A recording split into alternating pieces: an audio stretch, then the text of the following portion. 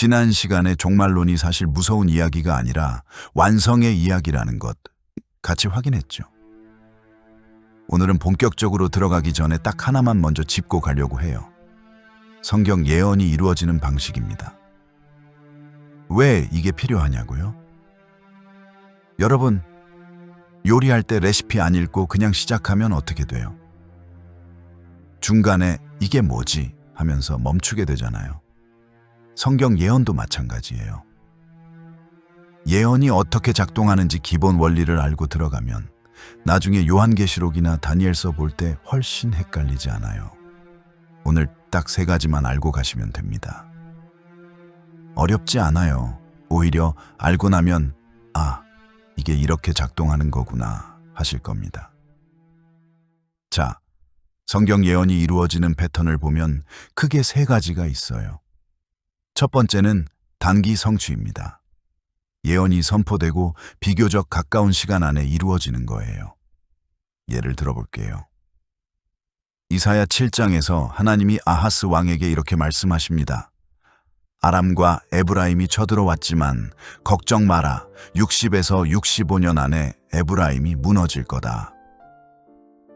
그리고 실제로 북이스라엘이 기원전 722년에 아수르에 의해 무너집니다.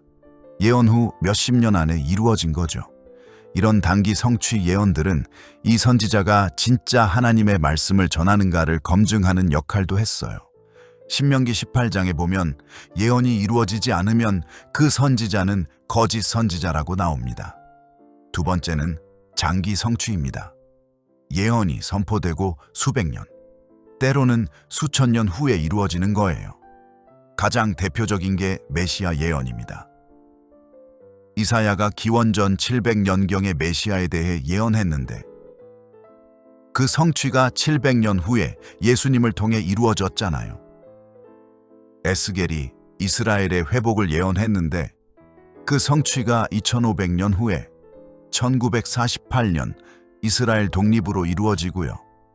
이 장기 성취 예언들이 사실 종말론의 핵심 내용이에요. 우리가 앞으로 시즌 2에서 다룰 부분이기도 하고요. 세 번째가 가장 재미있는데요. 이중 성취라고 합니다. 이중 성취는 하나의 예언이 가깝게도 이루어지고 멀게도 이루어지는 거예요. 2번 이루어지는 거죠. 제일 유명한 예가 이사야 7장 14절입니다. 처녀가 잉태하여 아들을 낳을 것이요 그의 이름을 임마누엘이라 하리라. 이게 단기적으로는 아하스 왕 시대에 어떤 아이가 태어나는 것으로 이루어졌어요. 그런데 장기적으로는 예수님의 동정녀 탄생으로 완전히 성취됐습니다. 마태복음 1장이 이걸 직접 연결하거든요. 마태복음 24장도 이중 성취의 좋은 예예요. 예수님이 예루살렘 멸망에 대해 예언하셨는데 단기적으로는 AD 70년 로마군에 의한 예루살렘 멸망으로 이루어졌고 장기적으로는 아직 이루어지지 않은 종말의 사건들을 가리키고 있습니다. 이중 성취를 모르면 성경 예언을 읽다가 굉장히 헷갈려요. 이게 과거 이야기야, 미래 이야기야 하고요. 이 개념 하나만 알아도 성경 예언의 절반은 이해가 됩니다. 자, 2번째로 짚고 갈 게 있어요. 문자적 해석과 상징적 해석의 균형이에요. 요한계시록 보면 용이 나오고 짐승이 나오고 하늘에서 별이 떨어지고 해가 검어지고 이런 내용들이 나오잖아요. 이걸 어떻게 읽어야 할까요? 문자 그대로 받아들여야 하는 건지 아니면 다 상징인 건지 양쪽 다 극단으로 가면 문제가 생겨요. 다 문자 그대로 받아들이면 실제로 용이 날아다니고 바다에서 머리 7 달린 짐승이 나온다는 이야기가 되어버려요. 너무 기괴해지죠. 반대로 다 상징으로 받아들이면 예수님의 재림도 상징이고 부활도 상징이고 결국 아무것도 실제로 일어나지 않는다는 식이 되어버려요. 성경의 뼈대가 사라집니다. 그래서 균형이 필요해요. 어떻게 균형을 잡을 수 있을까요? 실용적인 가이드를 드릴게요. 첫째, 성경이 다른 곳에서 같은 이미지를 어떻게 사용하는지 확인하세요. 예를 들어 요한계시록에서 용은 요한계시록 12장 9절이 직접 옛뱀, 곧 마귀라고도 하고 사탄이라고도 하는 자라고 해석해줘요. 성경이 직접 설명해 주는 거죠. 요한계시록 1장 20절도 봐요. 일곱 별이 뭔지, 일곱 금 촛대가 뭔지 예수님이 직접 설명해 주십니다. 성경은 생각보다 친절해요. 둘째, 구약에서 같은 이미지가 어떻게 쓰였는지 확인하세요. 해가 어두워지고 달이 핏빛이 된다는 표현이 요한계시록에만 나오는 게 아니에요. 이사야 13장에서 바벨론 심판 이야기할 때도 나오고 에스겔 32장에서 이집트 심판 이야기할 때도 나와요. 그게 문자적으로 이루어졌냐고요? 아니요. 큰 정치적 격변을 우주적 이미지로 표현한 거예요. 이렇게 성경 안에서 교차 확인하면 뭐가 상징이고 뭐가 문자적인지 훨씬 잘 보입니다. 세 번째로 꼭 알아야 할 게 있어요. 예언의 조건성이에요. 성경의 예언 중에는 조건이 달린 것들이 있습니다.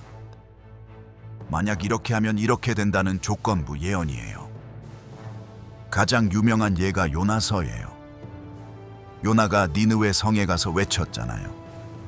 40일이 지나면 니느웨가 무너진다. 아주 단호하게요. 조건 없이. 그런데 어떻게 됐죠? 니느웨 사람들이 회개했어요. 그러자 하나님이 재앙을 내리지 않으셨습니다. 요나가 틀린 거예요? 아니요. 하나님이 그 예언의 의도를 이루신 거예요. 심판이 목적이 아니라 회개가 목적이었으니까요. 예레미야 18장에서 하나님이 이 원리를 직접 말씀하십니다.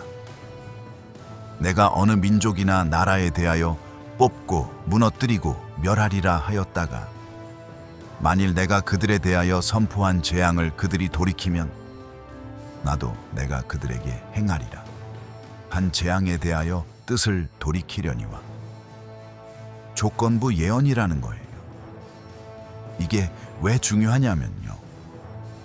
종말론 이야기할 때 이 나라가 망한다, 이 사건이 일어난다는 예언들 중에 조건부인 것들이 있거든요.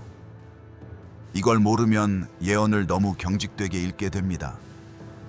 그리고 마지막으로 딱 한마디만 더 할게요. 날짜 계산 조심하세요. 예수님이 마태복음 24장 36절에서 뭐라고 하셨어요? 그러나 그날과 그때는 아무도 모르나니 하늘의 천사들도 아들도 모르고 오직 아버지만 아시느니라. 아무도 모른다고 하셨어요. 천사도, 심지어 성자 예수님도요. 그런데 저는 안다고 하는 사람들이 계속 나오거든요. 성경을 이렇게 저렇게 계산해서 특정 날짜를 뽑아내는 거예요. 제가 드리는 팁은 이겁니다. 누군가 종말의 날짜를 안다고 하면 그분이 예수님보다 더 많이 아신다는 이야기니까 그냥 조용히 자리를 피하시면 됩니다. 진짜예요. 자, 오늘 3가지 배웠어요. 예언은 단기 성취, 장기 성취, 이중 성취, 이렇게 3가지 패턴으로 이루어집니다. 문자적 해석과 상징적 해석은 균형이 중요하고 성경이 성경을 해석하게 하면 됩니다. 그리고 예언 중에는 조건부인 것들이 있고 날짜 계산은 성경이 직접 경고하고 있습니다. 이 3가지 레시피를 손에 들고 이제 본격적으로 들어갈 준비가 됐어요. 다음 시간에는 종말론의 4가지 관점을 살펴볼 거예요. 전천년, 후천년, 무천년, 역사적 전천년. 들어보신 적 있으세요? 처음 들으시면 좀 생소할 수 있는데 어렵지 않아요. 이게 뭔지 알고 나면 교회마다 종말론이 다른 이유가 이거였구나 하고 이해가 되실 거예요. 오늘도 함께 해주셔서 감사합니다.